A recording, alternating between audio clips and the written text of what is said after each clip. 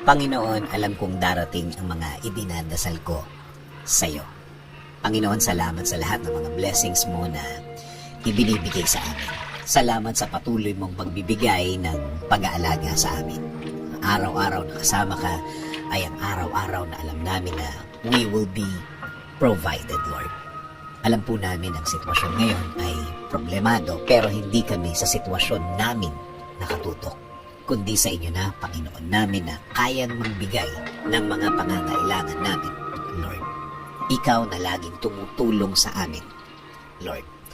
Alam namin na hindi na magtatagal ang aming sitwasyon at makikita at marireceive na namin ang mga bagay na ipinagdadasal namin na magbabago ng aming mga kinakaharap ngayon.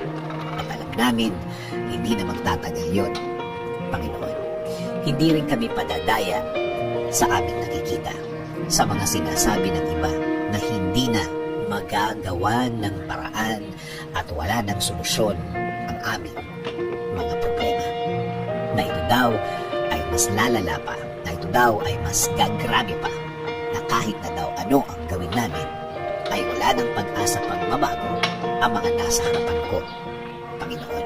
Kung salita lang nila ang aming pakikinggan, kung mga sinasabi nila ang aming iisipin, Lord, para ko lang pinahina ang faith ko sa inyo. Lord, pangako po, sa inyo lang po kami maniniwala at magtitiwala. Kayo po ang magiging laman ng aming mga puso at isipan. Sa salita nyo lang kami maniniwala at hindi ang sa kanila.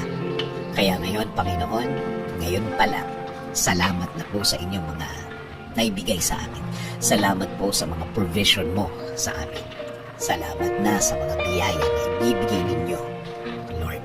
Kasama din po ng pasasalamat ng mga ibibigay ninyo sa akin at sa amin, Panginoon. Alam po namin na ang mga bagay na ibibigay ninyo sa amin ay hindi na magtatagal. Hindi na magtatagal ang aming pag-aantay. Salamat din po kasi alam po namin na hindi lang kami ang i-bless nyo. Kasama na po ang aming pamilya. Sila rin po ay makakatanggap ng biyaya ninyo, Panginoon. Alam po namin na hindi nyo rin sila pababayaan, Lord. And Lord, please bless our country. Kayo na po, Panginoon, ang bahala sa aming bayan. Please bless our government officials, Lord. Lead them and guide them always. Provide them with more wisdom. Give them the strength that they need, Lord. Lord, maraming salamat sa lahat.